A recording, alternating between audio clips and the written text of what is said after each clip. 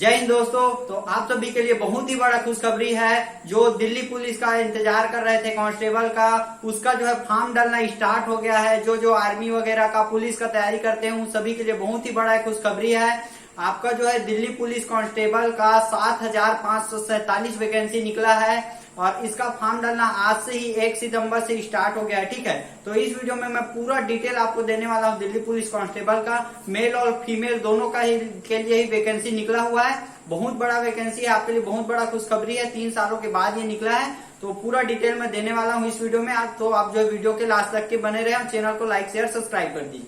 तो चलिए स्टार्ट करते हैं। सबसे पहले जो बात करते हैं फॉर्म का, तो आज से मतलब 1 सितंबर से इसका फॉर्म डालना स्टार्ट हो गया है और 30 सितंबर तक के इसका फॉर्म डालेगा। ठीक है, उसमें जो है पेपर डेट भी दे दिया गया है। आपका दिसंबर 2023 में इसका पेपर होगा। मतलब आपसे जो है दिसंबर में जो है आपका इसका पेपर होगा, है ना। पेपर का भी डेट दिया गया है। दूसरा आपका पे लेवल की हम बात करें, पैसे की सैलरी की हम बात करें तो 21,700 से लेके 69,100 तक के आपका जो है पेमेंट रहने वाला है इसमें।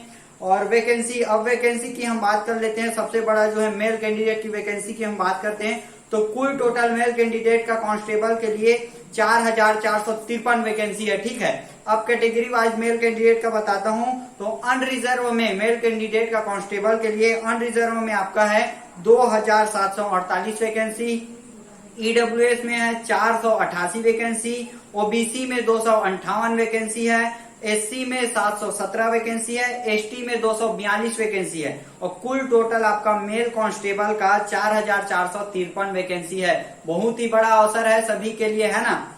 अब इसके बाद जो है कांस्टेबल ईएक्स सर्विसमैन वालों का जो पोस्ट दिया गया है वो आपका 266 पद है। और इसके नीचे जो है और मेल ही कैंडिडेट के लिए पैरा कमांडो जो वहां से रिटायर हुए रहते हैं वहां के लिए ईएक्स सर्विसमैन के लिए 337 पद है। और फीमेल कैंडिडेट के लिए कांस्टेबल के लिए कुल टोटल 2,491 वैकेंसी है। बहुत बड़ा वैकेंसी है फीमेल कैंडिडेट के लिए, बहुत ही बड़ा मौका है ना।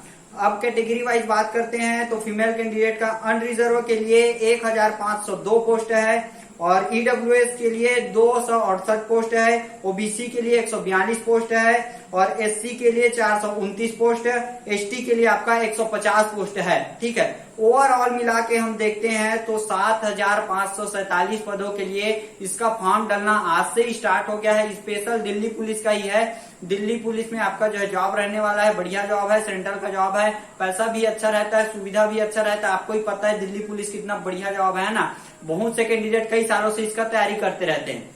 अब इसके बाद हम बात करते हैं एज के बारे में। सिलेक्शन प्रोसेस इसका क्या क्या रहने वाला है पूरा डिटेल दूंगा। एज की हम बात करें तो 18 से 25 साल तक के इसमें जो है कैंडिडेट फॉर्म अप्लाई कर सकते हैं। और एज में छूट की हम बात करें तो एससी और एसटी को जो है 5 साल का छूट है, ओबीसी को 3 साल का छूट है। ठीक है ना।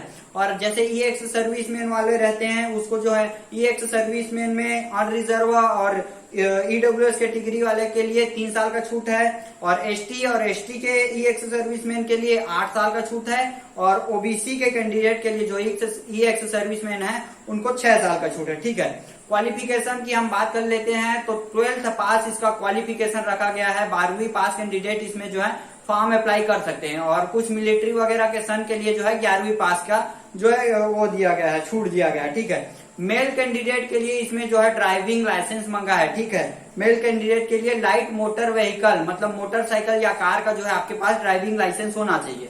एनसीसी के सर्टिफिकेट की हम बात कर लेते हैं तो एग्जाम में जो है इसमें छूट मिलने वाला है, परसेंटेज मिलने वाला है। अगर आपके पास एनसीसी का सी सर्टिफिकेट है तो 5% मिलेगा आपको नंबर, 5% आपको नंबर मिलेगा एग्जाम में। ठीक है, बी सर्टिफिकेट है तो 3% नंबर मिलेगा और ए सर्टिफिकेट आपको तो एग्जाम के टोटल नंबर से 2% आपको जो है नंबर मिलने वाला है। ठीक है, एग्जाम में।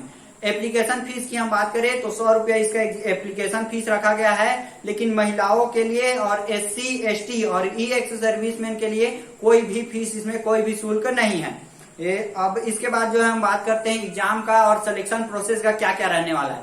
तो सबसे पहले आपका इसका एग्जाम होगा, उसके बाद जो है पीटी और पीई और एमटी होगा, मतलब फिजिकल इंड्योरेंस टेस्ट और मेजरमेंट टेस्ट होगा। उसके बाद जो है मेडिकल होगा, डॉक्यूमेंट होगा, फिर मेडिकल होगा, फिर मेरिट बनेगा। ठीक है, अब बारी बारी से सबके बारे में बात करते हैं। तो सबसे पहले एग्जाम है आपका। एग्जाम आपका 100 नंबर का होने वाला है, कंप्यूटर बेस्ड एग्जाम होने वाला है, डेट भी दे दिया गया है, मतलब दिसंबर में होगा करके। 100 नंबर का एग्जाम रहने वाला है, कंप्यूटर बेस्ड एग्जाम होगा, मल्टीपल चॉइस क्वेश्चन होगा, मतलब ऑप्शन टाइप का होगा।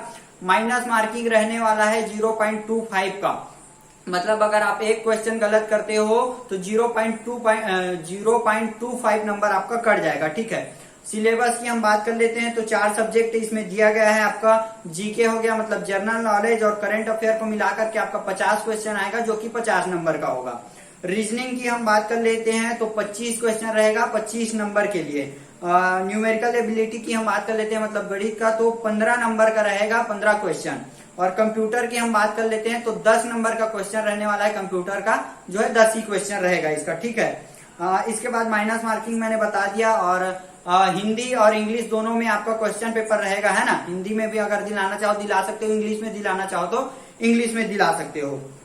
और पोस्ट की हम बात कर लेते हैं, जैसे मेरिट कितना बनेगा, तो एग्जाम के जो है एग्जाम का जो मेरिट लिस्ट आएगा वो कितना बनेगा, है ना। तो जितना भी आपका पोस्ट है, कैटेगरी वाइज जितना आपका पोस्ट है, उससे 12 गुना कैंडिडेट को जो है पीई और जो है एमटी के लिए बुलाया जाएगा, मतलब फिजिकल और मेजरमेंट के लिए बुलाया जाएगा। कितने पोस्ट के 12 गुना कैंडिडेट का जो है मेरिट लिस्ट बनेगा एग्जाम के नंबर से आपका, ठीक है। अब इसके बाद हम बात कर लेते हैं पीई और एमटी का, मतलब फिजिकल इंड्योरेंस टेस्ट है और मेजरमेंट टेस्ट का।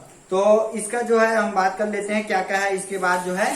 तो सबसे पहले देखते हैं फिजिकल इंड्योरेंस टेस्ट है, इसके बाद होगा जैसे आपका कंप्यूटर के बाद जो है एग्जाम के बाद आपका मेरिट में नाम आता है तो आपका जो हो जाएगा फिजिकल इंड्योरेंस टेस्ट होगा इसके लिए, ठीक है ना। तो इसमें मेल कैंडिडेट का हम बताते हैं। तो सबसे पहले मेल कैंडिडेट का 1600 मीटर का आपका रनिंग रहने वाला है। अच्छा, ये बात जान लो कि ये जो है केवल क्वालिफाई रहने वाला है, इसके लिए आपको जो है कोई भी नंबर नहीं मिलेगा, ठीक है ना। नंबर इसमें कोई भी नहीं है, केवल क्वालिफाई है, मतलब पास ही करना है। तो मेल कैंडिडेट की बात करते हैं, 1600 मीटर का रहने वाला है। 30 साल के कैंडिडेट के लिए आपका टाइमिंग दिया गया है 6 मिनट। 6 मिनट में आपको जो है 1600 मीटर का रनिंग कंप्लीट करना है। 30 साल से 40 साल के मेल कैंडिडेट को जो है 7 मिनट का टाइम मिलेगा 1600 मीटर के लिए, और 40 साल के बाद के कैंडिडेट के लिए 8 मिनट का टाइम मिलेगा।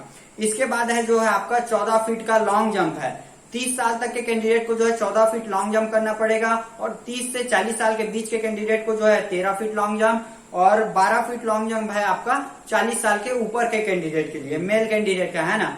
इसके बाद जो है हाई जंप है आपका 3.9 फीट का हाई जंप आपको करना होगा 30 साल तक के कैंडिडेट को, और 30 से 40 साल तक के कैंडिडेट को 3.6 फीट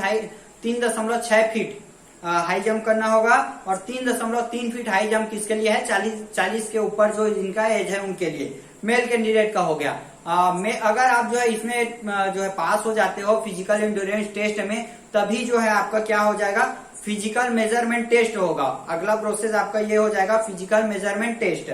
इसमें जो है आपका 170 सेंटीमीटर हाइट मांगा गया है लड़कों के लिए, और एसटी कास्ट में 5 सेंटीमीटर का छूट है, और जैसे कोई पहाड़ी एरिया वगैरह हो गया और मिलिट्री वगैरह के सन के लिए हो गया, उनको जो है 5 सेंटीमीटर का छूट दिया गया है। एसटी कैंडिडेट के लिए 5 सेंटीमीटर का छूट करके देखे तो 165 सेंटीमीटर हाइट है। चेस्ट की हम बात कर ले तो 81 सेंटीमीटर चेस्ट मांगा है, और 4 सेंटीमीटर फुलाव, मतलब 81 सेंटीमीटर नॉर्मल में रहना चाहिए, और 4 सेंटीमीटर फुलाने के बाद 85 सेंटीमीटर रहना चाहिए। एसटी और पहाड़ी एरिया के कुछ कैंडिडेट के लिए छूट है, इसमें 5 सेंटीमीटर का छूट दिया गया है, ठीक है ना। इसके बाद हम बात कर लेते हैं फीमेल कैंडिडेट का फिजिकल के बारे में। फिजिकल एंड्योरेंस टेस्ट उनका क्या क्या रहने वाला है। तो 1600 मीटर का इनका जो है फीमेल कैंडिडेट का रनिंग है। इसके लिए उनको जो है टाइम मिलेगा 8 मिनट का टाइम मिलने वाला है 30 साल तक के कैंडिडेट को, और जो है 30 साल के बाद के कैंडिडेट को जो है 9 मिनट का टाइम मिलेगा, और जो है 10 मिनट का टाइम मिलेगा 40 साल से अपर के कैंडिडेट को, जो है ना, लड़कियों को है 1600 मीटर के लिए। और इसके बाद लड़कियों के लिए आपका लॉन्ग जंप है, 10 फीट का लॉन्ग जंप करना होगा 30 साल तक के कैंडिडेट को, और 9 फीट का लॉन्ग जंप है 30 से 40 साल तक के कैंडिडेट को, और 8 फीट का लॉन्ग जंप है आपका कितना, जो है 40 साल के अपर के कैंडिडेट को। अगर जो है फीमेल कैंडिडेट इसमें पास हो जाते हैं तो इसके बाद जो है उनका मेजरमेंट होगा हाइट का, ठीक है। तो हाइट के लिए उनका हाइट मंगा है फीमेल कैंडिडेट का 157 सेंटीमीटर हाइट मंगा है, और 2 सेंटीमीटर जो है एसटी और पहाड़ी एरिया के कैंडिडेट को जो है छूट मिलेगा फीमेल कैंडिडेट को जो है हाइट में, ठीक है, 157 सेंटीमीटर हाइट। अच्छा, हाई जंप भी है इसमें फीमेल कैंडिडेट को जो है 3 फीट हाई जंप करना होगा 30 साल तक के एज के कैंडिडेट को, और 30 से 40 साल तक के कैंडिडेट को जो है 2.9 फीट हाई जंप करना होगा, और 2.6 फीट हाई जंप है किसके लिए, 40 साल के अपर के कैंडिडेट के लिए, फीमेल कैंडिडेट के लिए, है ना। तो ये आपका पूरा डिटेल हो गया है, आपका जो है एज वगैरह का, एग्जाम वगैरह का क्या क्या रहने वाला है, कितने नंबर का रहने वाला है, कितना हाइट रहने वाला है। तो ये बहुत ही अच्छा मौका है आप सभी के लिए। तो जो है ये जानकारी है आपके लिए। और भी कोई आपको जानकारी चाहिए तो आप मेरे को कमेंट कर सकते हो, ठीक है दोस्तों। तो ये सभी जो है मैंने आपका प्रोसेस बता दिया। और इसके बाद जो है आपका जैसे फिजिकल वगैरह में पास हो जाते हो तो फिर मेडिकल होगा, मेडिकल इसका ज्यादा टफ नहीं रहेगा, और फिर डॉक्यूमेंट वेरिफिकेशन होगा। उसके बाद जो है आपका मेरिट बनेगा, ठीक है ना, मेरिट बनेगा। सभी जो चीज होने के बाद, डॉक्यूमेंट वेरिफिकेशन होने के बाद, मेडिकल होने के बाद मेरिट बनेगा, उसी के आधार पर जो है आपका सिलेक्शन होगा, ठीक है दोस्तों। तो थैंक यू, जय हिंद।